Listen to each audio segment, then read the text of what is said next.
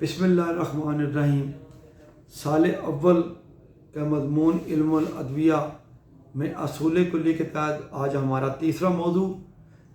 طب کی تاریخ اور نباتات ہیں۔ جب سے انسان نے اس دنیا میں آنکھ کھولی ہے تب سے وہ ہزاروں برس تک ان خودرو پودوں کا تجربہ کرتا رہا ہے جو اس کے چاروں طرف پھیلی ہوئی ہیں۔ جنگل جیسے علاقے میں غذا کی تلاش میں پتے، جڑ، شاخ جیسی بوٹیوں کو چکھنے کے بعد ذائقہ اور قیاس کے ذریعے کچھ جڑی بوٹیوں سے یہ نتائج اخذ ہوئے کہ فلاں بوٹی پسینہ لانے والی ہے اور فلاں کے استعمال سے بخار اتر جاتا ہے، فلاں بوٹی کے استعمال سے نزلہ زکام دور ہو جاتا ہے، فلاں بوٹی کے استعمال سے پیٹ درد کو فائدہ ہوتا ہے اور فلاں بوٹی کے استعمال سے اعصاب کو طاقت ملتی ہے، یا فلاں دوا سے کوئی نقصان دہ کیفیت جو ہے وہ جنم لیتی ہے۔ دور قدیم میں انسان جادو ٹونے اور منتر کے ذریعے علائق پر یقین رکھتا تھا اور اس کے نزدیک یہ بات باعث یقین تھی کہ کڑوی، کسیلی اور بعض ذائقہ دوائیوں کے استعمال کے بعد بدروحیں دوڑ جاتی ہیں اور مریض کو شفا حاصل ہوتی ہے۔ ایک قبیلے کی تحقیق کے مطابق انسان نے طبی تحقیق میں حیوان سے بہت کچھ سیکھا، جیسے ریچھ کی حرکات و سکنات نے بہت سے نسخہ جات پر تصدیق کی مہر ثبت کی، کیونکہ ریچھ جڑی بوٹیوں سے واقفیت کی بنا پر گہری دلچسپی رکھتا ہے اور وہ زمین سے نباتاتی ادویہ کی جڑیں کھود کر کھا جاتا ہے، جیسے شاہ بلوط کے پھل، ولایتی گوندنیاں اور شاہ دانہ اس کی مرغوب اور محبوب غذائیں ہیں۔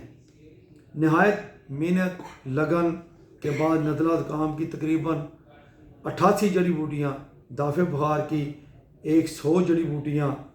زخموں کے مندمل اور مجفف کرنے کی 41 نباتاتی جڑی بوٹیاں، مسکن اعصاب 63 جڑی بوٹیاں، مسل اور 100 سے زائد قدرتی جڑی بوٹیاں امراض شکم میں مفید اور مستعمل پائی گئی ہیں۔ بیت جڑی بوٹیوں کی چھال اگر وجع اور مفاصل کے مریض کو استعمال کرائی جائے تو اس کے مفید اثرات ظاہر ہوتے ہیں، کیونکہ اس دوا کا کیمیاوی جز جسے سلیسن کہا جاتا ہے یہی جز ایسپرین میں پایا جاتا ہے اور اس کا جو اثر ہے وہ مسکن درد ہے۔ ذائقہ کے استدلال کے بعد دواؤں کو صوف اور گولیوں کی صورت میں لایا گیا۔ ایک تجزیے کے مطابق چین نے سب سے پہلے کتاب المفردات میں 250 جڑی بوٹیوں کے خواص تحریر کی ہے۔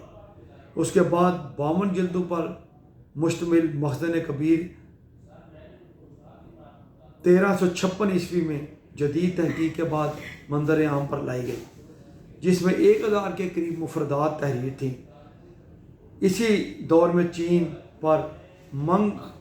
خاندان کی حکومت تھی۔ 5ویں صدی قبل مسیح میں تقریباً 500 جڑی بوٹیوں کے خواص پر شاگرد ارسطو سوفرتس نے جڑی بوٹیوں کی تحقیق کے نام سے ایک کتاب لکھی۔ بعد ازاں رومی حکومت کے زمانہ 77 عیسوی میں ویسکوریڈیوس نے 500 جڑی بوٹیوں کے خواص پر ایک جامع کتاب لکھی جس کا مختلف زبانوں میں ترجمہ کیا گیا۔ دوسری صدی کے دوران طبیب حاذق جالینوس نے طب اور فزیالوجی پر تقریباً 500 کتب لکھیں۔ الغرض 16ویں صدی میں تحقیقاتی مشن حصول علم کو پاتا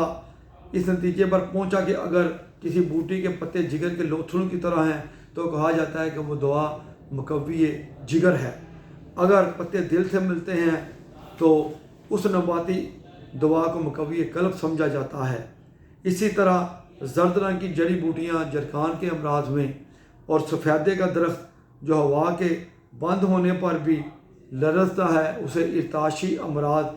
جس میں ہمہ اجامیہ اور فالج شامل ہیں میں استعمال کیا جاتا ہے۔ اسی طرح پتھر پھوڑی جو شکستہ چٹانوں میں ہوتی ہے اور انہیں توڑ دیتی ہے، اسی طرح اس پر تحریر کیا گیا ہے اور انسان کو یہ گردے اور مثانے کی پتھری میں استعمال کروا کر حقیقی نتائج اس کے برآمد ہوئے ہیں۔ 17ویں صدی میں درج ذیل نسخہ وجہ المفاصل میں بڑا مقبول ہوا۔ سن آف بچ 3 عدد، چچھندر زندہ 3 عدد، خراطین نصف کلو، برگ لارل، گل سرخ بحری، پودینہ،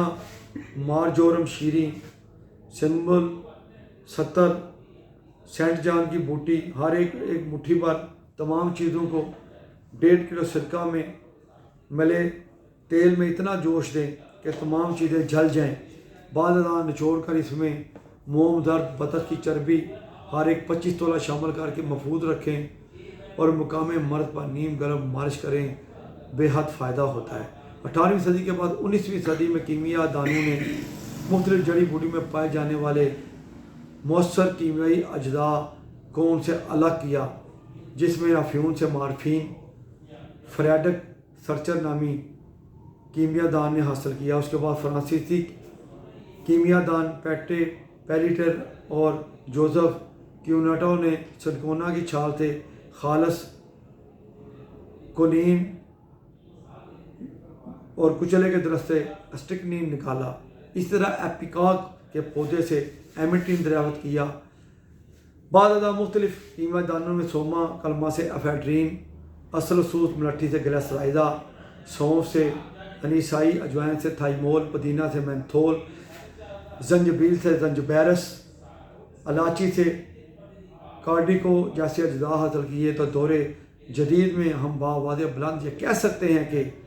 جتنی بھی ایلوپیتھی میں موجود ادویات ہیں وہ طب یونانی یا طب اسلامی کے مرہون منت ہیں، کیونکہ جب تک نباتی یعنی قدرتی جڑی بوٹی